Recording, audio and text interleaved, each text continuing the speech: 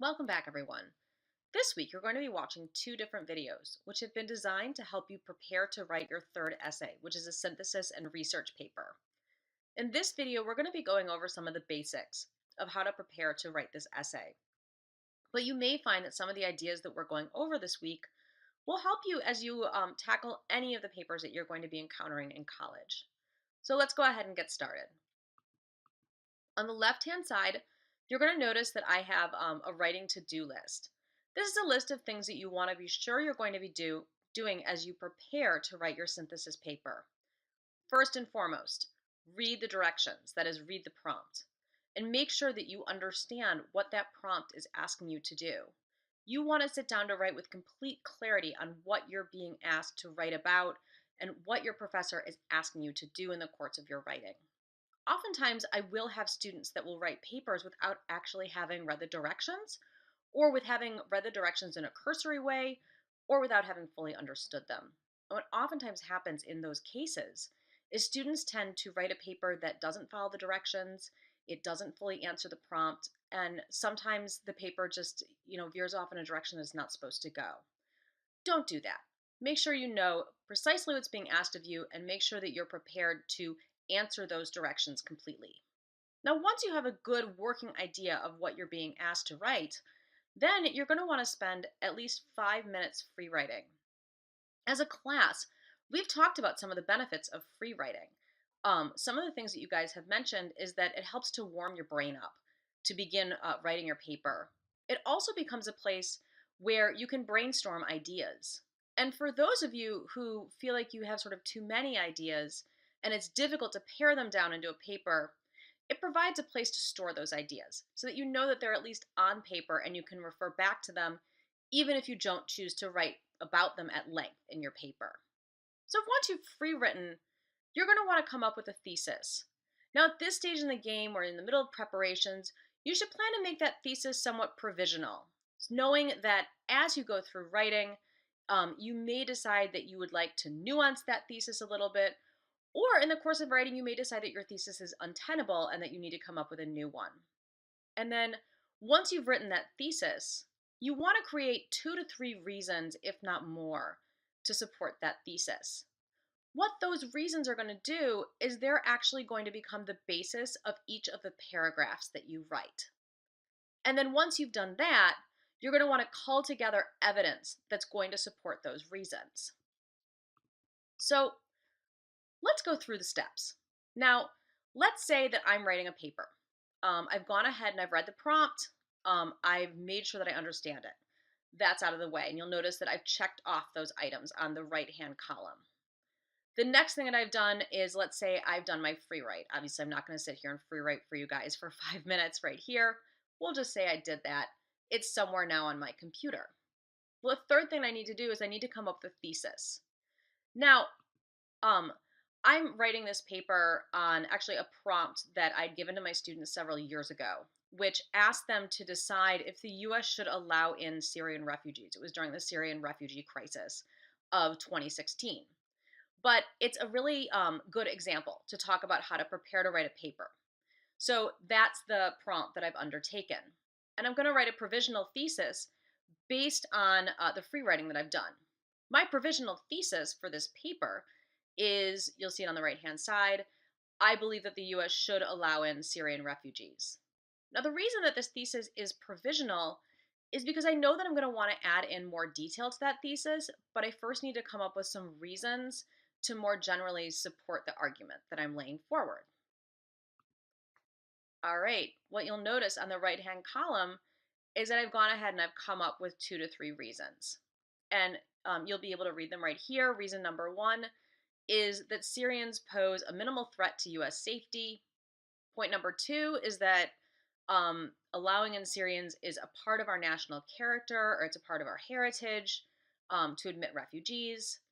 And then the third reason is that during World War II, the US refused to admit Jewish refugees, and that's forever been a mark of shame on our national reputation. So I don't want to see us replicate that in our response to Syrian refugees.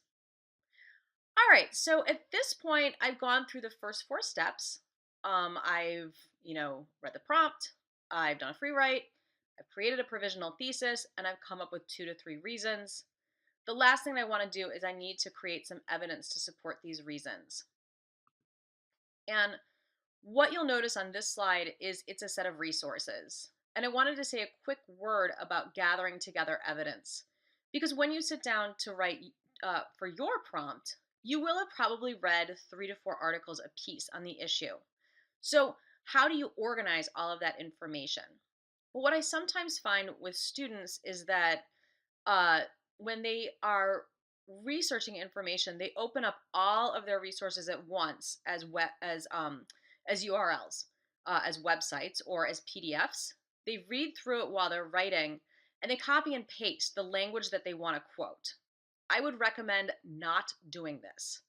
And the reason I recommend not doing it is it's very easy to do one of two things, or actually 3 things. One is it's very easy to mix up your sources, to put the quote from one source with another source.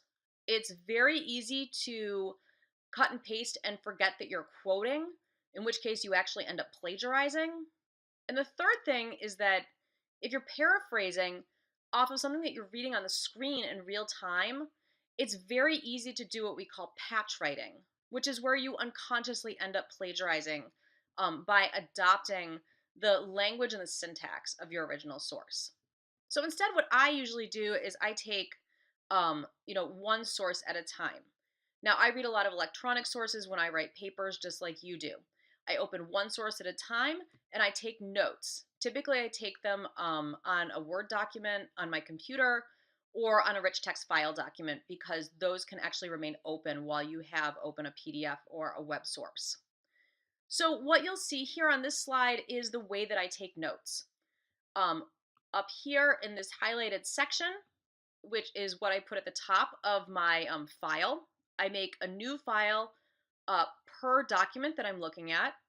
This is for an article that I read by Lauren Gambino called Trump and Syrian Refugees in the US. I put down all information that I'm going to need to have on my works cited. And then below that, I actually write out longhand the quotes that I want to use in my paper or that I think I want to use in my paper. Being sure to include quotation marks where the information is not mine, where it's somebody else's language, and also including the page number. So I've done that with Lauren Gambino. I also did that with another source that I'm going to be using, which is Bradner and Barrett, who wrote another article on the same topic. Again, if I was in the course of writing this paper, these actually would be separate files, but I've had to put them up here so that you can see them together. All right, so I've now followed all my steps for preparing to write my essay. Now it's time to get down to writing this essay. And oftentimes, this is the point at which students say, how am I supposed to organize this? Well, I'll give you a little bit of advice for your synthesis paper. First of all, what you're going to see on the slide is the basic structure of most essays you're going to be writing in college, most academic essays. Most essays consist of some type of an introduction. It's usually a few paragraphs long. For a shorter paper of 5 to 6 pages, it should probably be just one paragraph. After the introduction, you're going to have body paragraphs. And you should include as many body paragraphs as you need in order to support your thesis. Sometimes it's 3, sometimes it's 5, sometimes it's 2. You'll know. And then finally, after that, you're going to include a conclusion. So this is what my structure is going to look like for the paper I'm writing on Syrian refugees. Here I have the introduction. Below that, I'm going to do 3 body paragraphs. And those 3 body paragraphs are going to actually conform to the 3 reasons that I came up with. Those 3 reasons are going to function as the topic of each of those paragraphs. So body paragraph 1 is going to argue that Syrians pose a minimal threat to U.S. safety. Body paragraph 2 is my second reason.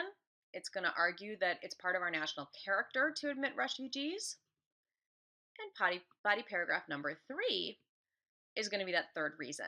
It's that during World War II, the U.S. refused to admit Jewish refugees, and this legacy has been a source of national shame. And then, when I'm all done, I'll write a conclusion. All right, so it looks like my electricity has gone out, and that probably should be the end of this video. We're going to dive into how to write an individual synthesis paragraph in the next video. I'll see you in a few minutes.